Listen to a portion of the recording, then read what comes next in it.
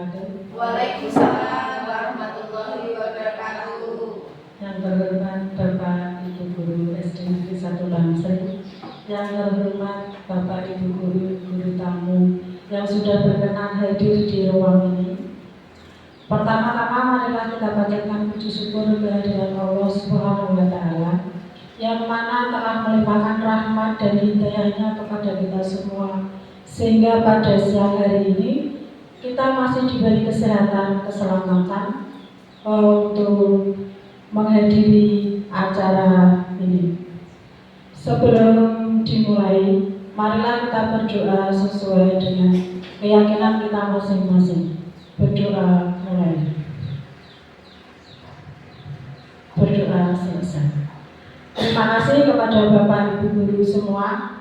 Izinkan saya di sini untuk mensosialisasikan tentang diseminasi pemahaman dan penerapan budaya positif. Sebelumnya, perkenalkan dulu, di sini adalah salah satu tugas yang harus saya laksanakan dalam program guru penggerak, yang mana di modul 1.4 ini saya memperoleh tugas untuk mensosialisasikan tentang pemahaman dan penerapan budaya positif.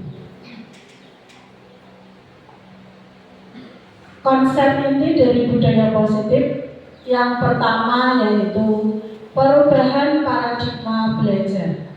Yang kedua, disiplin positif. Yang ketiga, motivasi perilaku manusia. Yang keempat, kebutuhan dasar manusia. Yang kelima, keyakinan kelas. Yang keenam, posisi kontrol restitusi. Yang ketujuh, segitiga restitusi. Dari ketujuh tersebut, nanti kita akan memahami satu persatu, dari perubahan paradigma belajar sampai segitiga restitusi. Sebelum kita membahas ketujuh tadi, mari kita mengenal dulu perubahan paradigma. Di sini ada kegiatan kepalan tangan, yang mana ada A dan B. A itu diumpamakan dengan kita sendiri, sedangkan yang B itu diumpamakan dengan teman Anda. Sobeklah secari kertas kecil, tuliskan benda atau sesuatu yang sangat berharga untuk Anda. Letakkan di salah satu tangan Anda dan genggam benda atau sesuatu tersebut dengan segala daya. Buatlah sebuah kepalang teman Anda akan mencoba dengan sekuat tenaga dengan berbagai cara untuk meminta Anda memberikan benda tersebut. B. Bisa saja membujuk, bisa saja mengancam, menghadik, merayu, menyuap apa saja agar dapat membuka kepalang tangan Anda. Apa yang akan terjadi? Berdasarkan kegiatan yang telah dilakukan tadi, kita bisa melihat apakah guru A akan membuka kepalang tangannya. Mengapa dia membuka kepalang tangannya? Apakah guru A tidak membuka kepalang tangannya? Mengapa dia tidak membuka kepalang tangannya? Yang ketiga, siapa yang memegang kendali untuk membuka atau tidak membuka kepalang tangan tersebut? Dari kegiatan kepalang tangan itu kita bisa mencari kesimpulannya bahwa sesungguhnya yang memegang kendali kontrol untuk membuka atau tidak membuka itu kita sendiri atau guru A tersebut. Hal ini mengandung filosofi bahwa yang memegang kendali untuk melakukan sesuatu atau tidak melakukan sesuatu itu adalah diri kita sendiri. Misalnya kita di situ mempunyai suatu pendidikan dalam pembelajaran. Kalau misalnya menurut kita itu baik untuk anak didik kita, walaupun di situ ada rekan kita yang tidak suka, misalnya, kita akan tetap melaksanakan hal tersebut. Sehingga dengan itu kita mempunyai pendirian. Walaupun kita dibujuk, kita dirayu, kita tidak akan goyah dengan pendirian kita tersebut. Dari itu, miskonsepsi tentang makna kontrol itu ada 4. Yang pertama yaitu ilusi guru mengontrol murid. Yang kedua, ilusi bahwa semua penguatan positif efektif dan bermanfaat. Yang ketiga, ilusi bahwa kritik dan membuat orang merasa bersalah dapat menguatkan karakter. Yang keempat, ilusi bahwa orang dewasa memiliki hak untuk memaksa. Dari posisi kontrol tersebut, kita akan belajar tentang disiplin. Di mana kata disiplin itu kita sudah tidak asing lagi bagi kita. Apalagi dalam proses pembelajaran itu juga sangat dibutuhkan disiplin. Pastinya kita kalau mendengar kata disiplin itu pasti kita langsung menuju ke tata tertib atau peraturan yang terkait dengan hukuman. Tentu mereka menganggapnya sebuah ketidaknyamanan.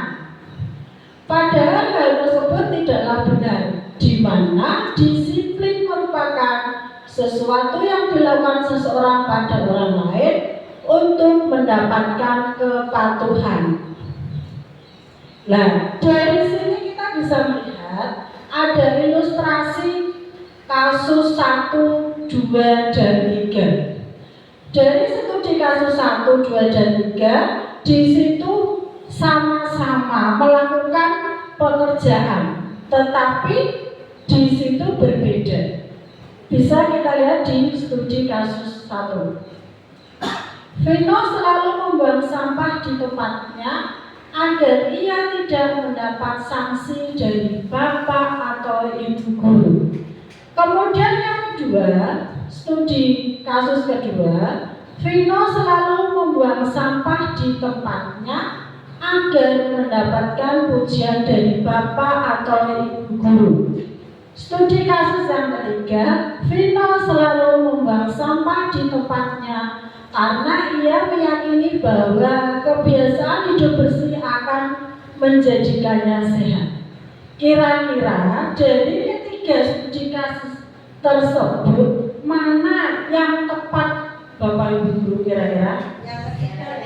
Iya, kita lihat di situ yang ketiga. Pada studi kasus 1 dan 2, Vino melakukan hal tersebut karena adanya motivasi eksternal. Pada studi kasus 1, ia melakukan karena ia ingin menghindari hukuman. Sedangkan pada studi kasus 2, ia melakukan karena ingin mendapatkan penghargaan. Berbeda dengan kasus 3, ia melakukannya berdasarkan motivasi internal. Ia melakukan berdasarkan nilai positif yang ia yakini. Hal ini menunjukkan adanya disiplin positif pada diri anak tersebut. Nah, di situ juga PR kita sebagai Bapak Ibu guru bahwa bagaimana cara menanamkan kepada anak rasa tanggung jawab. Karena bisa kita lihat pada studi kasus 1 dan 2, anak-anak itu melakukan suatu pekerjaan itu hanya ingin mendapatkan pujian atau misalnya untuk menghindari hukuman. Banyak sekali di lingkungan sekolah kita kasus-kasus yang seperti itu. Nah, bagaimana menumbuhkan budaya positif di sekolah? Guna menumbuhkan budaya positif pada diri murid sebagai guru, kita harus menumbuhkan motivasi internal pada diri murid dengan cara menanamkan nilai-nilai positif agar diyakininya sebagai sebuah nilai kebajikan. Nilai-nilai kebajikan universal. Nilai-nilai kebajikan adalah sifat-sifat positif manusia yang merupakan tujuan mulia yang ingin dicapai setiap individu pada dunia pendidikan. Nilai-nilai kebajikan yang ingin dicapai oleh setiap anak Indonesia kita kenal dengan profil pelajar Pancasila. Bagi kita atau bagi Bapak Ibu yang sudah mengajar kurikulum Merdeka itu sudah tidak asing lagi dengan yang namanya profil pelajar Pancasila. Yang pertama yaitu meliputi beriman, bertakwa kepada Tuhan Yang Maha Esa dan berakhlak mulia. Yang kedua, berkebinekaan global. Yang ketiga, bergotong royong. Yang keempat, mandiri. Yang kelima, kreatif. Dan yang keenam, bernalar kritis. Dari profil pelajar Pancasila tersebut, guru di situ dalam proses pembelajarannya dituntut untuk meliputi 1, 2, 3, 4, 5, 6 tersebut, dari beriman, berkebinekaan global, bergotong royong, mandiri, kreatif, bernalar kritis. Biasanya dalam proses pembelajaran anak-anak diajari nyanyi yang profil Pancasila itu nih. Mungkin sudah tidak asing lagi di telinga kita lagu-lagu dari profil pelajar Pancasila. Kira-kira ada yang bisa Bu Pipit? Belum? Ya, besok bisa kita pelajari di kelas. Nah, meliputi apa saja motivasi perilaku manusia. Nah, di sini kita akan mengenal yang namanya motivasi perilaku manusia. Menurut Dian Goosen dalam bukunya menyatakan ada 3 motivasi perilaku manusia. Yang pertama, untuk menghindari ketidaknyamanan atau hukuman. Seperti pada kasus 1 tadi, bahwa Vino membuang sampah di situ di tempat sampah hanya untuk tidak mendapatkan hukuman. Di situ motivasinya eksternal. Kemudian yang kedua, untuk mendapatkan imbalan atau penghargaan dari orang lain. Dalam kasus Vino tadi juga, Vino membuang sampah di tempat sampah, dia ingin mendapatkan pujian dari Bapak Ibu guru. Misalnya Bapak Ibu guru itu melihat Vino membuang sampah. Nah, Bapak Ibu guru memberi pujian. Bagus sekali kamu Vino mau membuang sampah pada tempatnya. Ya, di situ juga timbullah motivasi eksternal. Yang ketiga, untuk menjadi orang yang mereka inginkan dan menghargai diri sendiri dengan nilai-nilai yang mereka percaya, atau ini maksudnya motivasi internal. Seperti pada studi kasus 3 tadi, bahwa Vino membuang sampah pada tempatnya karena Vino menyadari bahwa dengan kita membuang sampah bisa menciptakan lingkungan yang sehat, bisa menciptakan lingkungan yang bersih, sehingga motivasinya dia itu berarti berupa tanggung jawab atau motivasinya internal. Nah, dari sini kita akan mempelajari tentang hukuman dan penghargaan. Bagaimana dampak terhadap hukuman yang diberikan? Apakah hukuman dapat menyelesaikan masalah? Bagaimana dampak terhadap penghargaan yang diberikan, baik atau buruk?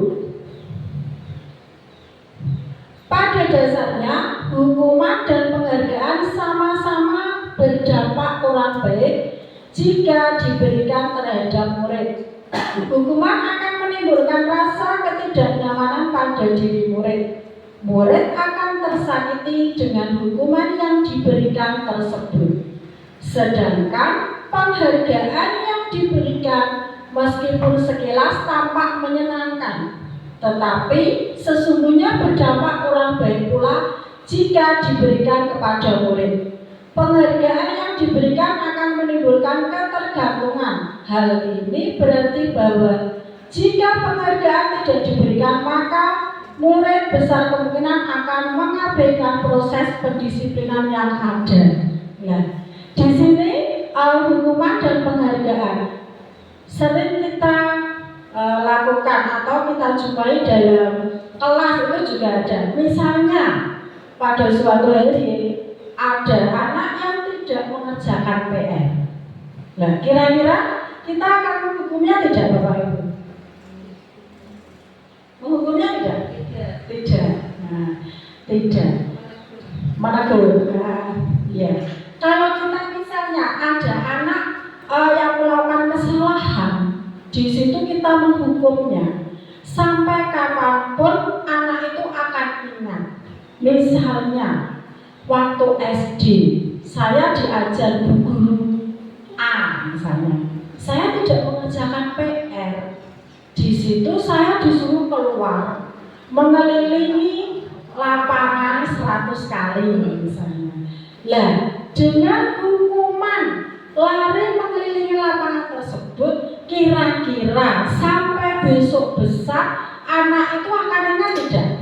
Akan ingat. Nah, dari situlah kita belajar bahwa dengan kita menghukum itu tidak bisa untuk mendisiplinkan anak. Dia malah akan merasa tersakiti, merasa mentalnya itu kena, ya. Misalnya dia bisa dendam kepada bapak ibu guru. Nah, kalau kita misalnya lihat yang sekarang banyak sekali pembulian di situ. Nah, banyak guru-guru atau rekan kita yang mendapatkan diketahui muridnya, dibacok. Nah, di situ kan mereka hanya karena tidak bisa membayar SPP, tidak boleh ikut tes. Nah, dari situ kita bisa belajar nanti. Kemudian penghargaan. Nah, mungkin di sini juga banyak dari bapak ibu guru yang melakukan penghargaan kepada anak. Misalnya pas pembelajaran. Pas pembelajaran, misalnya kita memberikan jajan misalnya, atau memberikan pujian, itu juga termasuk penghargaan. Atau misalnya memberi reward, nah itu juga bisa. Lah, beberapa poin penting tentang penghargaan. Nah, ternyata apa yang kita pikirkan tentang penghargaan itu tidak efektif. Sebelum saya ikut CGP, di situ saya juga melakukan penghargaan kepada anak, bagi anak yang bisa. Nah, di sini ternyata untuk penghargaan itu tidak efektif. Kemudian penghargaan merusak hubungan. Yang ketiga, penghargaan mengurangi ketepatan. Yang keempat, penghargaan menurunkan kualitas. Yang kelima, penghargaan mematikan kreativitas. Yang keenam, penghargaan menghukum. Coba kita lihat satu persatu. Penghargaan tidak efektif, sampai 6 penghargaan menghukum. Dari situ kita bisa belajar bahwa dengan kita memberikan penghargaan kepada anak, justru tidak membuat mereka untuk lebih termotivasi untuk melakukan segala sesuatu. Mereka hanya termotivasi melakukan pekerjaan itu karena akan mendapatkan penghargaan. Nah, misalnya aku besok mau membersihkan kelas, biar nanti bu guru atau pak guru tahu. Pak guru dan bu guru akan senang kepada saya. Kemudian Pak Guru atau Bu Guru memberikan saya hadiah. Nah, dari situ anak-anak tidak merasa atau hanya mengandalkan untuk mendapatkan penghargaan. Anak-anak tidak berusaha untuk bertanggung jawab terhadap apa yang mereka lakukan. Hukuman dan konsekuensi. Hukuman bersifat tidak terencana atau tiba-tiba. Anak atau murid tidak tahu apa yang akan terjadi dan tidak dilibatkan. Hukuman bersifat satu arah dari pihak guru yang memberikan. Dan murid hanya menerima suatu hukuman tanpa melalui suatu kesepakatan atau penghargaan dari pihak guru, baik sebelum atau sesudahnya. Hukuman yang diberikan bisa berupa fisik maupun psikis, sehingga murid atau anak disakiti oleh suatu perbuatan atau kata-kata. Sedangkan konsekuensi sudah terencana atau sudah disepakati, sudah dibahas, serta disetujui oleh murid dan guru. Umumnya, bentuk-bentuk konsekuensi dibuat oleh pihak guru sekolah. Murid sudah mengetahui sebelumnya konsekuensi yang akan diterima bila ada pelanggaran. Pada konsekuensi, murid tetap dibuat tidak nyaman untuk jangka waktu pendek. Nah, di sini perbedaan antara hukuman dan konsekuensi. Kalau hukuman tadi sifatnya itu dihukum dari gurunya itu. Misalnya tadi tidak mengerjakan PR, silahkan keluar. Nah, mengerjakan di luar, atau misalnya silakan lari 100 kali mengelilingi lapangan. Tapi beda dengan konsekuensi. Nah, kalau konsekuensi itu sudah terencana. Anak tadi sudah tahu kalau saya melanggar peraturan ini akan mendapatkan hukuman seperti ini, atau konsekuensi, bukan hukuman ini, maaf. Konsekuensi saya seperti ini. Misalnya besok ada ulangan. Nah, harusnya pada malam hari anak harus belajar. Karena dia tidak belajar, konsekuensinya kira-kira apa? Nilainya jelek. Dia tidak konsekuensi belajar. Nah, mari kita membedakan antara hukuman dan konsekuensi. Nah, di situ ada tindakan guru mencatat 100 kali di dalam buku kalimat, saya tidak akan terlambat lagi karena terlambat ke sekolah. Kira-kira hukuman atau konsekuensi? Hukuman. Kemudian lari mengelilingi lapangan basket 2 kali karena terlambat hadir di sekolah. Hukuman. Membersihkan coretan yang dibuatnya di meja tulis. Konsekuensi. Murid diminta untuk push up 15 kali karena tidak menggunakan masker ke sekolah. Hukuman. Menggantikan kertas tugas teman yang telah dicoret-coret. Konsekuensi. Berjemur di lapangan basket pukul 12 siang karena mengobrol dengan teman. Berjemur. Hukuman, betul. Murid diminta bertelanjang kaki sepanjang hari karena tidak menggunakan sepatu warna hitam sesuai peraturan sekolah. Ayo, hukuman apa konsekuensi? Konsekuensi. Karena di situ sudah ada peraturan harus menggunakan sepatu warna hitam. Berdiri di depan kelas sambil mengangkat kaki 1 karena tidak bisa menjawab pertanyaan. Hukuman. Memberikan tumpahan air, membersihkan tumpahan air di meja tulis karena tersenggol pada saat belajar. Konsekuensi. Kehilangan 10 menit jam istirahat untuk mengerjakan tugas karena terlambat datang dan tertinggal pelajaran. Konsekuensi. Duduk di bangku di pinggir lapangan pada jam istirahat, tidak diizinkan bermain oleh guru piket karena mencederai teman saat bermain di lapangan. Apa kira-kira? Duduk di bangku di pinggir lapangan pada jam istirahat, tidak diizinkan bermain oleh guru piket. Di situ konsekuensi. Terlambat hadir di pembelajaran daring 15 menit dan diminta untuk tinggal 15 menit sesudah kelas usai untuk membahas ketertinggalan pelajaran. Konsekuensi. Lari mengelilingi lapangan basiket 2 kali karena terlambat 10 menit untuk pelajaran PJOK. Apa? Lari mengelilingi lapangan basket. Hukuman atau konsekuensi? Konsekuensi karena di situ pembelajarannya adalah PJOK. Membersihkan WC sekolah karena mematahkan pensil kawannya. Hukuman. Jadi, apakah hukuman dan konsekuensi maupun penghargaan efektif diterapkan untuk mendisiplinkan murid Bapak Ibu Guru? Kira-kira efektif tidak kita menghukum, memberi penghargaan kepada murid itu efektif tidak? Tidak.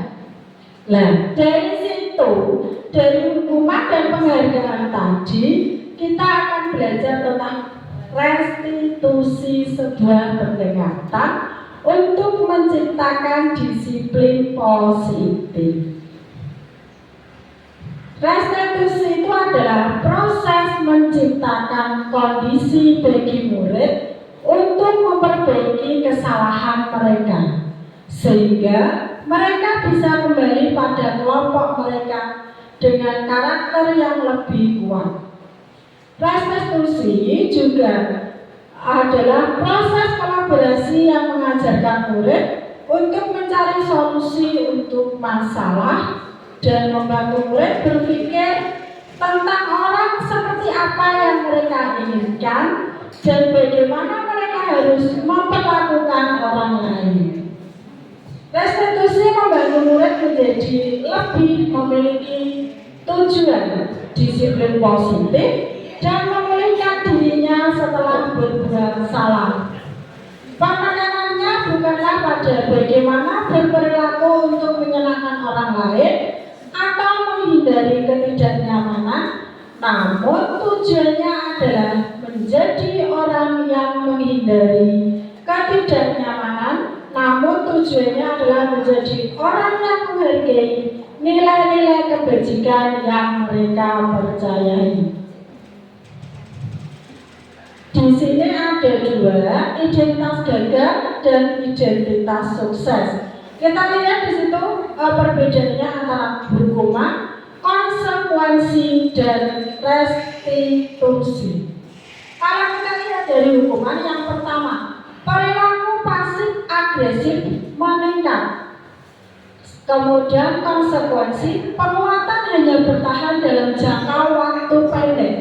Tapi kalau restitusi, masalah terpecahkan. Sistem tidak akan berjalan bila murid tidak takut, itu hukuman. Sedangkan konsekuensi memerlukan monitoring dan supervisi terus-menerus dari guru. Sedangkan restitusi, murid belajar bertanggung jawab untuk perilakunya. Hukuman berlaku hanya pada sebuah institusi, tidak berlanjut pada kehidupan nyata. Konsekuensinya membantu penerapan mengikuti peraturan dalam masyarakat. Restitusinya fokus pada pemecahan masalah dalam jangka waktu panjang. Hukuman peraturan adalah kamu harus. Konsekuensi, apa peraturannya? Mampukah kamu melakukannya? Terima kasih. Sedangkan restitusi, apa yang kamu yakini? Apa yang bisa kamu lakukan untuk memperbaiki masalah ini? Untuk murid atau anak yang membenci peraturan, murid atau anak menghormati peraturan. Sedangkan restitusi, murid atau anak menghormati dirinya dan orang lain. Kalau kita lihat dari identitas itu, di situ kalau hukuman itu negatif, konsekuensi itu netral, restitusi itu positif. Pada dasarnya setiap orang melakukan atau tidak melakukan sesuatu bukan tanpa alasan. Mereka melakukannya karena ingin memenuhi kebutuhan dasarnya. Nah, kebutuhan dasar manusia itu yang kita butuhkan, kebutuhan bertahan hidup, kebutuhan kasih sayang, kebutuhan penguasaan, kebutuhan kebebasan, kebutuhan kesenangan. Pastinya Bapak Ibu guru semua sudah tahu tentang kebutuhan dasar manusia. Kira-kira kita sebagai manusia membutuhkan itu semua tidak Bapak Ibu? Butuh. Kira-kira yang dibutuhkan yang mana? Semua. Boleh ini kasih sayang. Boleh ini kasih sayang Pak Ibu. Oh makan, biasa makan nomor satu ya Bu. Kebutuhan dasar manusia, kita semua itu butuh, mulai dari kasih sayang dan rasa diterima. Nah, kasih sayang dari siapa kira-kira Bapak Ibu? Orang-orang yang Iya, orang-orang di sekitar kita. Kalau kita sudah punya suami, biasanya dari suami ya. Yang sering diabaikan para suami. Didengarkan ke bapak-bapak. Biasanya kalau bapak-bapak itu sudah main punya bestie. Nah, di situ mereka sudah lupa akan waktu. Nah, tidak pulang-pulang ini pengalaman pribadi kalian. Siapa lagi Pak Tres juga. Kemudian yang kedua penguasaan. Nah, kira-kira ibu-ibu di rumah, nah, merasa tidak menguasai? Merasa tidak? Merasa. Pastinya tanpa kita sadari penguasaan itu misalnya kepada anak terutama deh, kamu harus sekolah di sini, kamu harus mondok di sini, kamu tidak boleh ini, kamu tidak boleh itu. Nah, tanpa kita sadari di situ kita menguasai anak kita. Nah, tapi di sini penguasaannya adalah hal positif ya. Karena kita menginginkan anak-anak itu tumbuh dengan baik. Nanti masa depannya cerah. Gitu. Kemudian kesenangan. Nah, ini kesenangan ibu-ibu. Kira-kira sudah senang belum deh?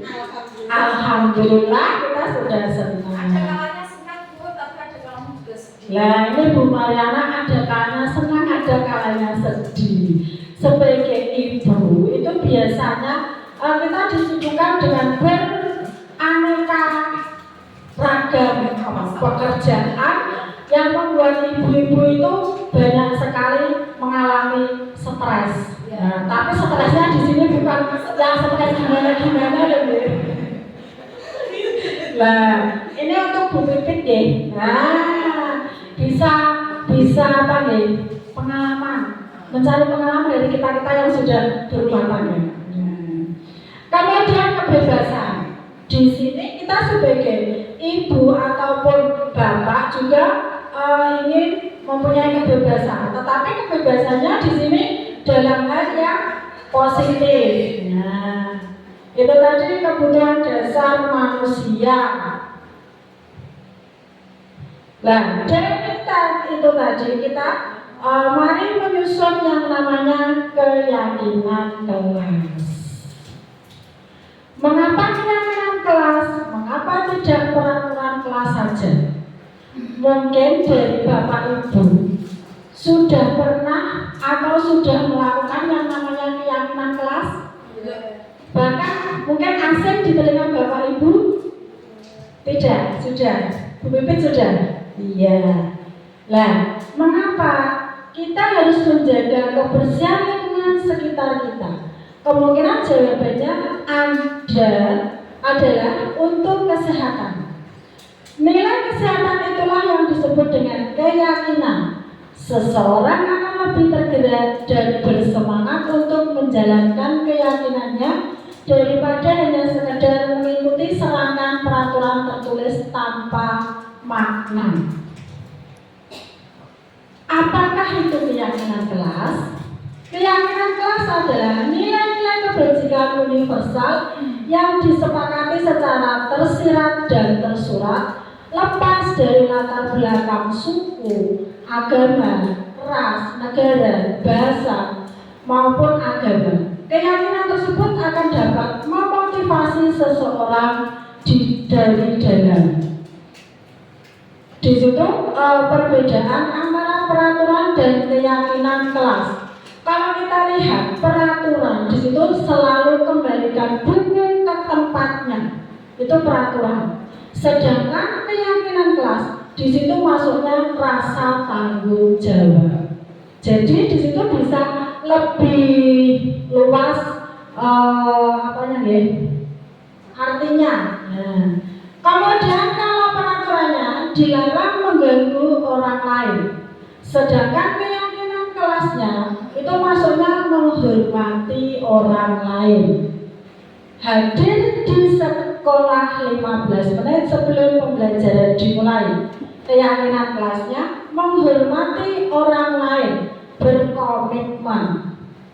Dilarang melakukan kekerasan. Keyakinan kelasnya keselamatan dan menghormati orang lain. Dilarang menggunakan narkoba.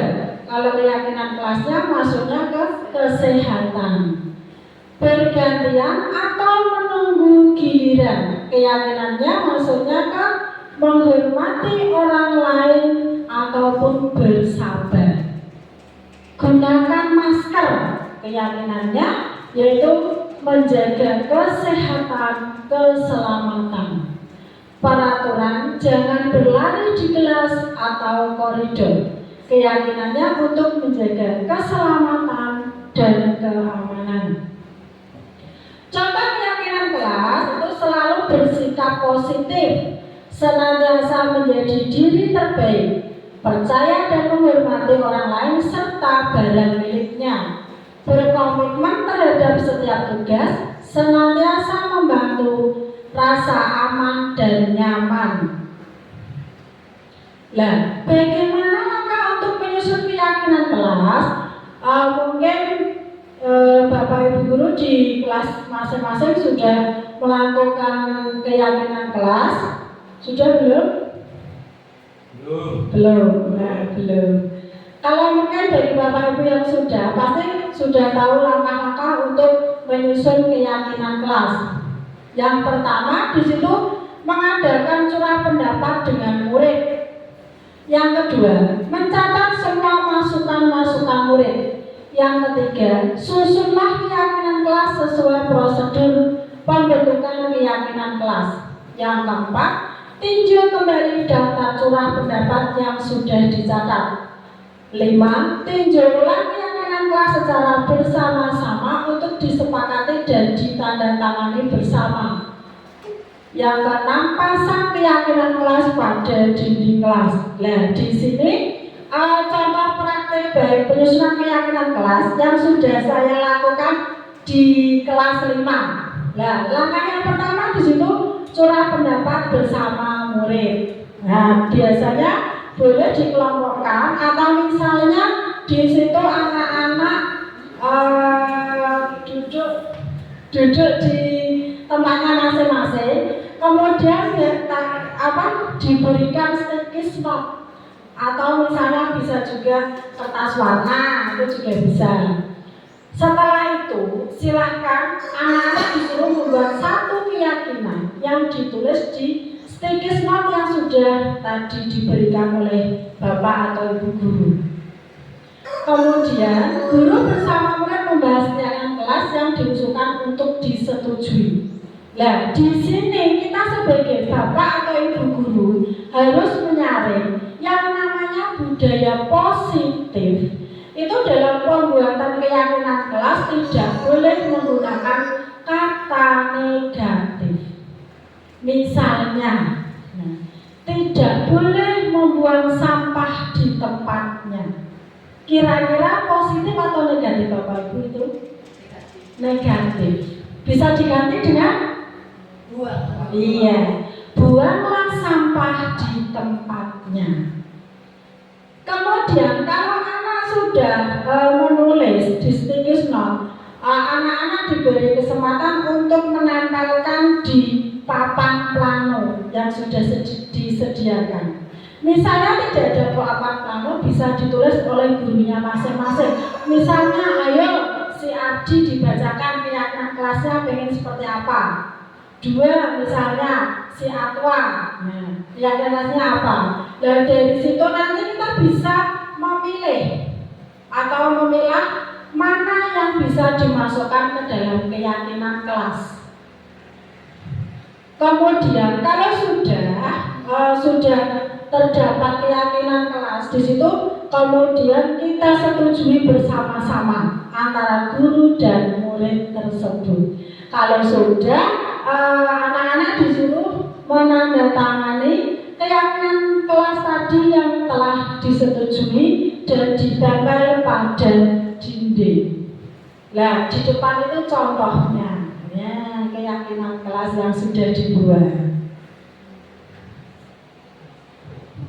Bagaimana tanggapan kita terhadap keyakinan kelas yang diterapkan? Kemarin sudah diterapkan di kelas 5.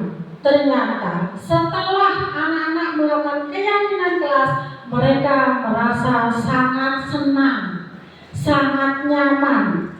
Rasa tanggung jawab itu akan timbul sendirinya. Karena kenapa? Keyakinan kelas tadi yang membuat adalah anak-anak sendiri. Yang menginginkan adalah anak-anak sendiri. Jadi mereka tahu kalau misalnya saya datang terlambat ke sekolah, saya harus mendapatkan apa? Saya tidak membuang sampah di tempatnya. Nah, di situ dari kita membuat keyakinan kelas itu, kelas kita akan merasa aman dan nyaman. Nah, meliputi apa sajakah posisi kontrol restitusi? Nah, 5 posisi kontrol. Kita sebagai guru sudah mampukah kira-kira kita melaksanakan kelimanya itu Bapak Ibu? Belum. Yaitu yang pertama, penghukum. Yang kedua, pembuat rasa bersalah. Yang ketiga, teman. Keempat, pemantau. Kelima, manajer. Maksudnya di sini kita sebagai guru, posisi kita itu sekarang kira-kira berada di posisi yang mana Bapak Ibu? Penghukum. Nah, kebanyakan dari kita ya, di situ mungkin kita baru bisa menerapkan sebagai penghukum, sebagai pembuat rasa bersalah. Mungkin sudah ada yang menerapkan sebagai teman. Itu biasanya dilakukan oleh Bapak Ibu yang mengajar anak kelas 1, kelas 2. Nah, itu biasanya seperti itu. Masih rewel. Nah, jadi kita sebagai teman. Nah, tapi di sini kalau saya sebagai guru kelas atas, itu pasti posisinya di penghukum dan pembuat rasa bersalah. Bu Mariana kira-kira sama mana Bu?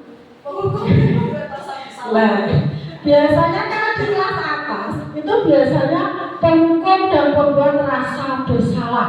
Misalnya tidak mengerjakan PR, ayo, nah, dihukum, silakan dikerjakan dulu, atau misalnya silakan ditulis 2 kali. Nah, itu sebagai penghukum. Nah, dari sini nanti kita akan belajar 5 posisi kontrol yang harus dikuasai oleh seorang guru. Nah, posisi guru sebagai penghukum. Nah, ini ketika ada murid yang datang terlambat, maka guru akan berkata dengan nada tinggi, kamu lagi, kamu tahu tidak ini sudah jam berapa? Dasar pemalas, sekarang kamu bersihkan kamar mandi sana. Nah, itu tadi posisi guru sebagai penghukum yang sering kita lakukan. Nah, akhirnya kita mendapatkan cap sebagai guru galak.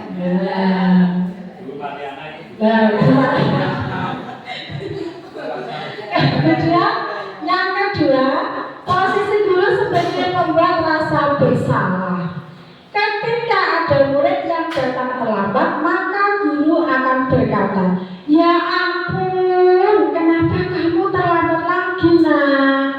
Kalau kamu sering terlambat, nanti ibu guru yang ditegur ibu kepala sekolah nak. kasihan pada ibu kah? Nah, di situ posisi guru sebagai pembuat rasa bersalah. Ya, kalau Bu Maria, ya Allah Gusti. Ya dari situ nanti anak akan merasa bersalah. Nah, ini terutama guru kelas 1 ya. Posisi guru sebagai teman. Ketika ada murid yang datang terlambat, maka guru akan berkata, "Nak, ini sudah jam berapa? Hayo." Nah, guru tersebut sambil tersenyum. Anak kesayangan ibu ini tidak biasanya terlambat. Ya sudah, lain kali jangan diulang ya. Sekarang silakan masuk ke kelas. Kira-kira kalau kita melakukan seperti ini, bisa tidak Bapak Ibu? Bisa. Bisa. Alhamdulillah kalau bisa. Nah, berarti kita posisi kita berada sebagai teman. Yang keempat, posisi guru sebagai pemantau. Ketika ada murid yang datang terlambat, maka guru akan berkata, "Kamu tahu kan nak, peraturan di sekolah kita masuknya jam berapa?" "Iya benar, sekarang sudah jam 7.40. Kamu tahu kan konsekuensinya apa jika kamu terlambat?" Nah, kalau guru seperti itu posisinya sebagai pemantau. Ini yang terakhir, guru idaman ini. Posisi guru sebagai manajer. Nah, kira-kira siapa Bu Reni? Iya, siap Bu Reni. Idaman. Ketika ada murid yang datang terlambat, maka guru akan berkata, "Jam masuk sekolah jam 7.30 dan sekarang sudah jam 7.40. Pada dasarnya semua orang memang pernah berbuat kesalahan, salah satunya terlambat. Mengapa kamu jam segini baru datang? Kamu tahu kan keyakinan kelas apa kira-kira yang perlu kamu tingkatkan? Kamu bersediakah memperbaiki semua ini?" Nah, dari posisi ini guru sebagai manajer. Nah, kira-kira yang posisi sebagai manajer itu sudah kita terapkan belum Bapak Ibu? Belum, karena saya sendiri juga belum. Di situ kita harus mencari latar belakang kenapa anak tadi melakukan kesalahan. Nah, dari situ kita akan mengenal yang namanya segitiga restitusi. Apa Bu ya? Nah, segitiga biru. Nah, salah tepung ini. Kita tahunya segitiga itu tepung. Nah, segitiga biru gitu ya. Tapi kalau dalam segitiga restitusi itu yang pertama langkahnya yaitu menstabilkan identitas. Yang kedua, validasi tindakan yang salah. Yang ketiga, menanyakan keyakinan. Yang pertama tadi menstabilkan identitas. Tahap ini bertujuan untuk mengubah identitas anak dari orang yang gagal karena melakukan kesalahan menjadi orang yang sukses. Yang kedua, validasi tindakan yang salah. Setiap tindakan kita dilakukan dengan suatu tujuan, yaitu memenuhi kebutuhan dasar manusia. Kalau kita memahami kebutuhan dasar apa yang mendasari sebuah tindakan, kita akan bisa menemukan cara-cara paling efektif untuk memenuhi kebutuhan tersebut.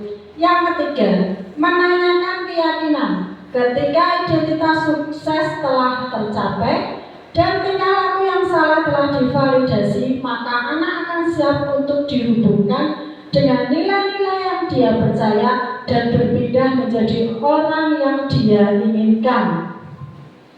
Nah, kalimat yang sering digunakan pada praktek segitiga restitusi yaitu, "Kamu tentu punya alasan mengapa melakukan itu. Adakah cara yang lebih efektif untuk mendapatkan apa yang kamu butuhkan? Keyakinan kelas apa yang telah kita sepakati? Kamu ingin menjadi orang yang seperti apa? Setiap orang pasti pernah melakukan kesalahan. Kamu bukan satu-satunya yang pernah melakukan ini." Ya. Di sini ada contoh praktek segitiga restitusi. Nah,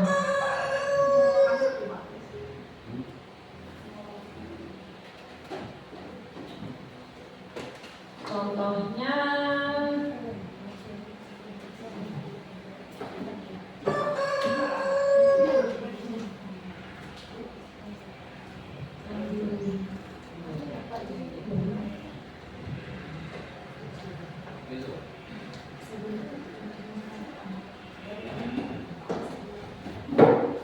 sebentar, ini kemarin saya sudah melakukan contoh kegiatan restitusi di kelas 5.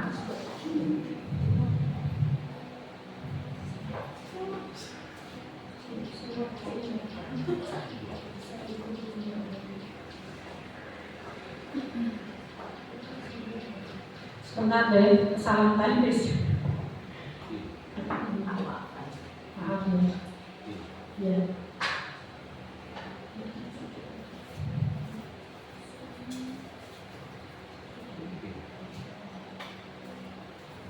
Nah, ini kegiatan restitusi yang sudah saya lakukan di kelas 5 bersama anak-anak kemarin. Di situ ada kasus anak membuang sampah tidak pada tempatnya, kemudian waktu jam istirahat tidak mau istirahat, di situ malah si siswanya itu menggambar, tapi menggambarnya itu malah mengorat-ngorat dinding, gambar yang sudah ditempel di dinding. Nah, ini kasus 1.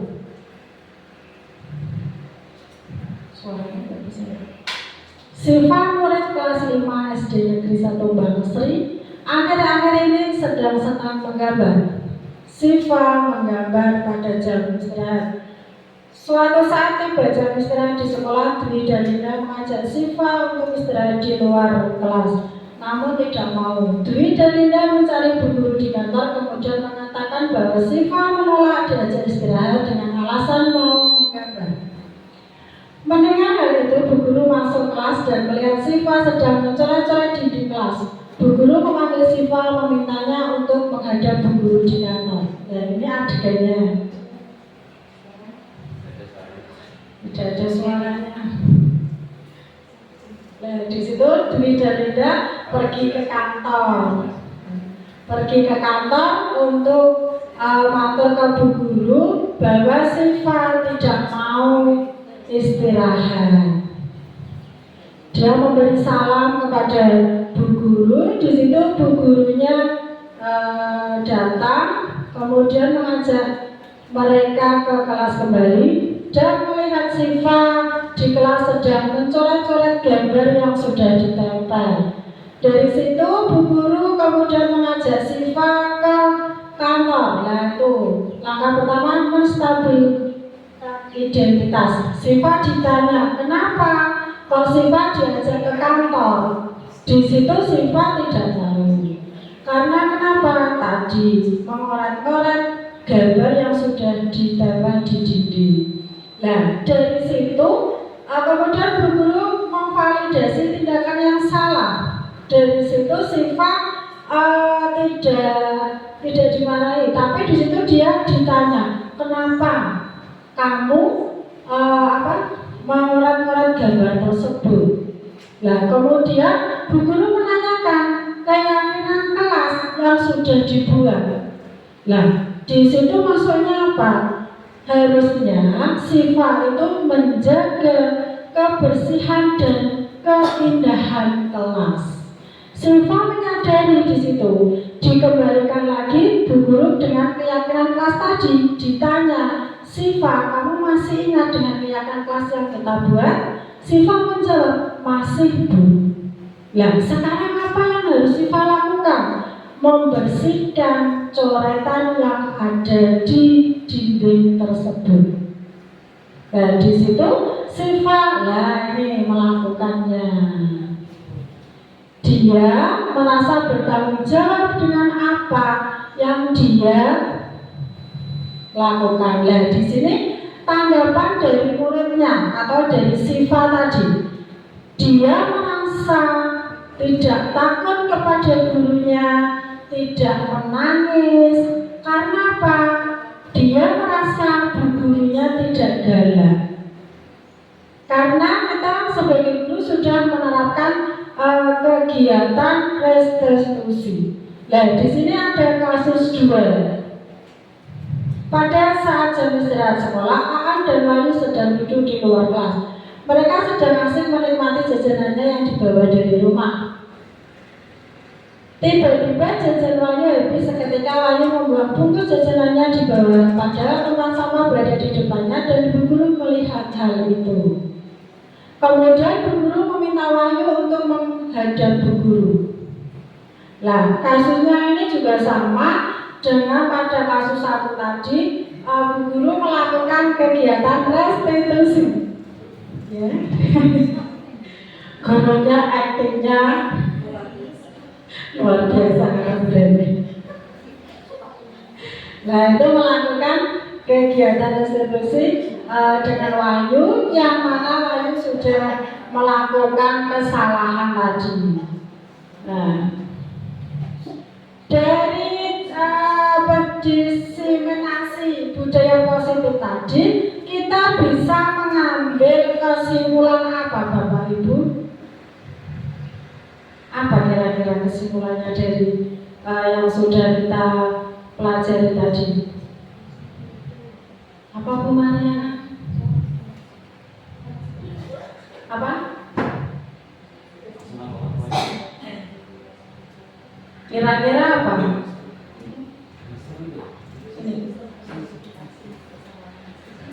Dari kegiatan restitusi tadi, contoh yang sudah saya praktekkan di kelas, kira-kira besok dipraktekkan di kelasnya masing-masing ya Bapak Ibu.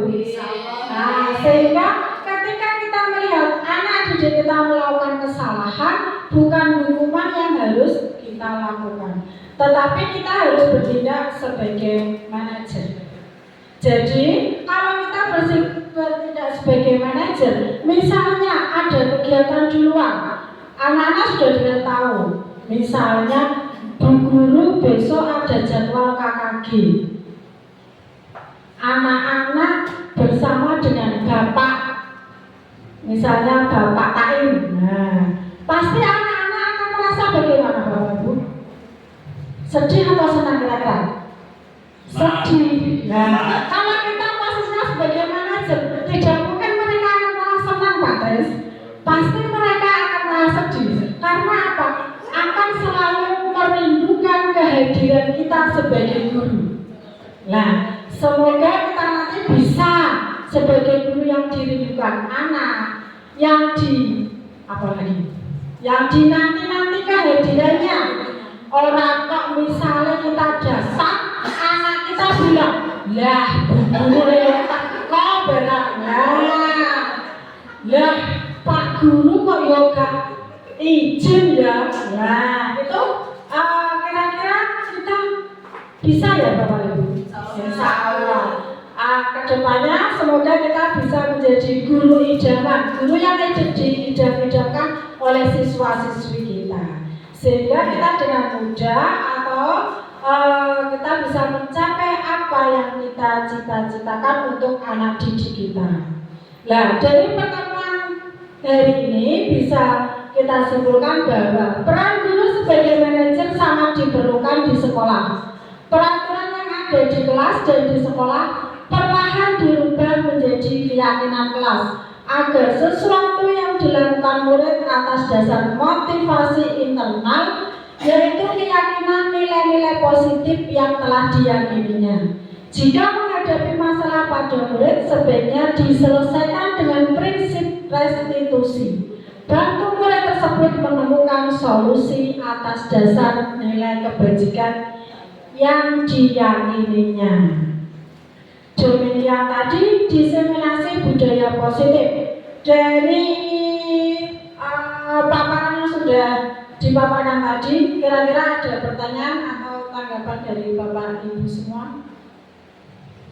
Bu Mariana, Leni, Bu Ci. Ya, Bu Mariana. Ya, Bu Mariana, tanggapan? Maju Bu Mariana.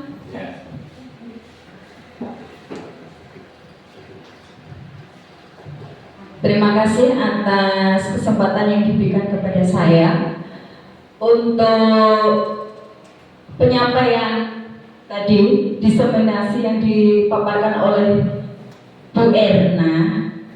Kalau menurut saya dari sisi seorang guru itu sangat-sangat membantu. Yang biasanya kita bertindak sebagai penghukum, kita bisa menjadi ke arah yang lebih baik ya. Bisa menjadi seorang teman, bisa menjadi seorang tadi manajer yang terbaik, menjadi guru yang diidam-idamkan oleh peserta didik kita. Dan semoga kedepannya kita menjadi lebih baik dan seperti yang disampaikan oleh Bu Erna tadi ya, sebagai guru yang diidam-idamkan oleh peserta didik kita, guru yang dinantikan kehadirannya oleh peserta didik kita. Terima kasih. Terima kasih Bu Mariana atas tanggapannya. Mungkin Bapak Ibu guru yang lain? Sudah Bu. Sudah Bu. Ya, terima kasih untuk pertemuan kali ini.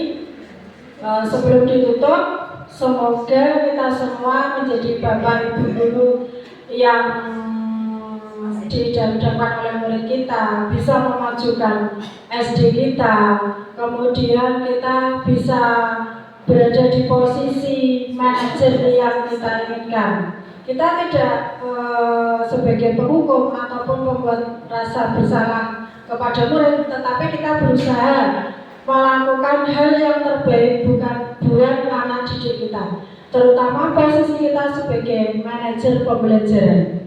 Di sini yang dimaksud manajer itu bukan kita menguasai anak tetapi kita bagaimana caranya mencari solusi dengan masalah-masalah yang dihadapi oleh anak didik kita. Demikian presentasi yang bisa saya sampaikan. Terima kasih atas waktu Bapak Ibu semua. Wabillahi taufiq wal hidayah. Wassalamualaikum warahmatullahi wabarakatuh. Waalaikumsalam warahmatullahi wabarakatuh. Terima kasih.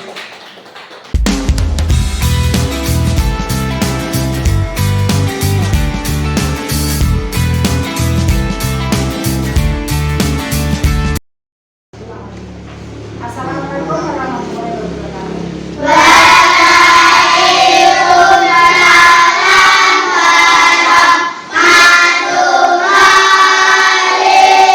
wabarakatuh. Gimana kabarnya hari ini, Zat? Ya, sebelum pembelajaran dimulai, kita akan melakukan yang namanya keyakinan kelas. Kalian sudah pernah mendengar tentang keyakinan kelas belum, Zat? Keyakinan kelas itu hampir sama dengan peraturan sekolah yang harus kita taati. Misalnya, kita harus memakai seragam. Nah, di dalam kelas ini kita juga akan membuat yang namanya keyakinan kelas, sehingga apa yang nanti kalian sepakati itu bisa kalian laksanakan, bisa kalian taati agar apa Zat? Kita terbiasa apa? Disiplin. Nah, nanti di sini Bu Guru membagikan satu kertas yang mana nanti kalian isi apa yang ingin kalian sepakati dalam kelas.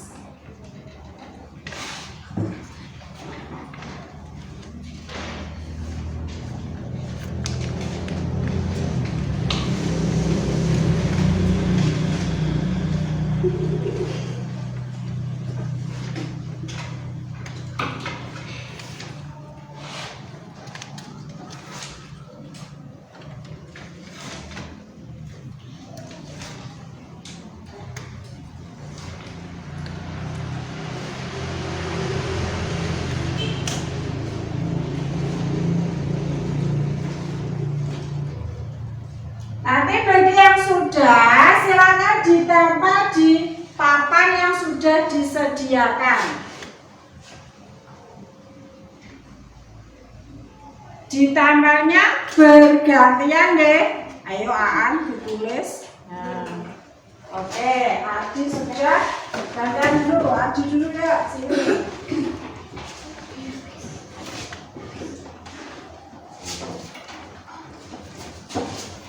Nah, sudah gantian dulu ya, duduk dulu gantian.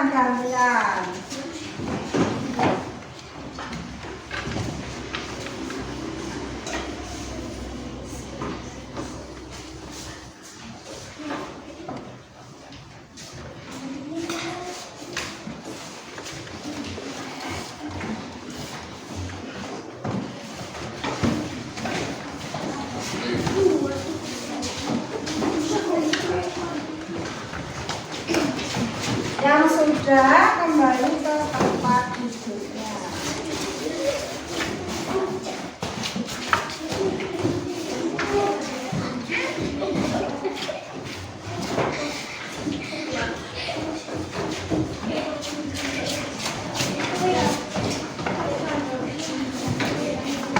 Siapa yang belum? Oh, Aan ya, Aan. Ayo Aan. Kita tunggu dulu, Aan belum. Ya. Masih bingung Aan?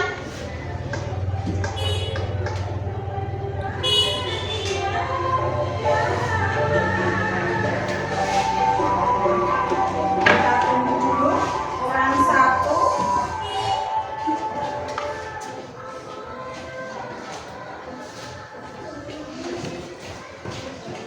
Baik, sekarang kita lihat yang sudah kalian tulis. Yang pertama, saling menghormati. Yang kedua, bertanya jika tidak mengerti. Yang ketiga, memakai seragam yang rapi dan lengkap. Yang keempat, menjaga kerukunan dan kedisiplinan. Yang kelima, menyimak penjelasan guru. Yang keenam, mengucapkan salam saat bertemu dengan bapak dan ibu guru. Yang ketujuh, bertanya bila tidak mengerti. 8. Mengerjakan tugas dari ibu guru dengan sebaik-baiknya. 9. Jagalah kebersihan sekolah. 10. Saling menghormati. 11. Kita harus menjaga kebersihan. 12. Mengerjakan piket bersama-sama. 13. Berdoa sebelum dan sesudah belajar. 14. Berangkat sekolah tepat waktu. 15. Kita harus menghormati sesama teman. 16. Melakukan jadwal piket sesuai aturan yang telah ditentukan ibu bapak guru. Nah, dari 16 ini yang kalian tulis, kita lihat satu persatu. Nah, di sini ada kata tidak mengerti. Nah, padahal dalam budaya positif tidak boleh menggunakan kata tidak. Kemudian kita ambil. Kemudian ini sama. Terus yang tidak.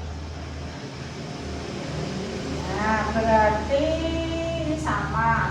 Memakai seragam yang rapi, mengucapkan salam, saling menghormati, jaga sekolah itu sama.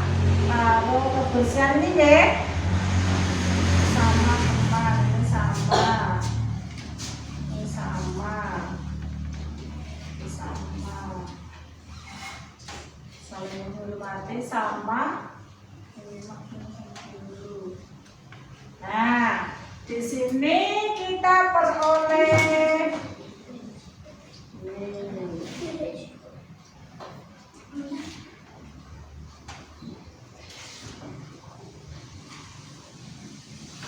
ya. Kita peroleh 1, 2, 3, 4, 5, 6, 7, 8, 9. Kita ulang 1. Saling menghormati. Kira-kira setuju Pak Tensa? Setuju.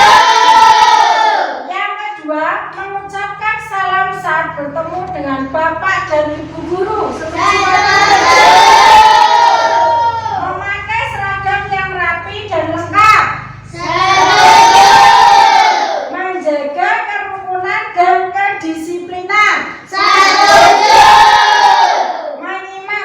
penjelasan guru? Mengerjakan tugas dari ibu guru dengan sebaik-baiknya.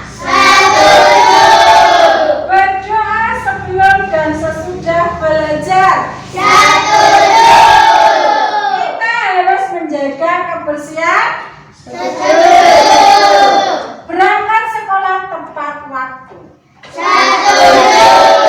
Berarti di kelas kita mempunyai 9 keyakinan kelas yang harus kalian taati. Nah, untuk meresmikan keyakinan kelas tadi, kita bertepuk tangan 3 kali deh. 1, 2, 3. Nah, berarti keyakinan kelas kita resmi kita apa sih? Iya, resmi ada di kelas 5. Terima kasih kalian sudah membuat keyakinan kelas. Semoga dengan keyakinan kelas ini kelas kita akan semakin disiplin, semakin baik. Masih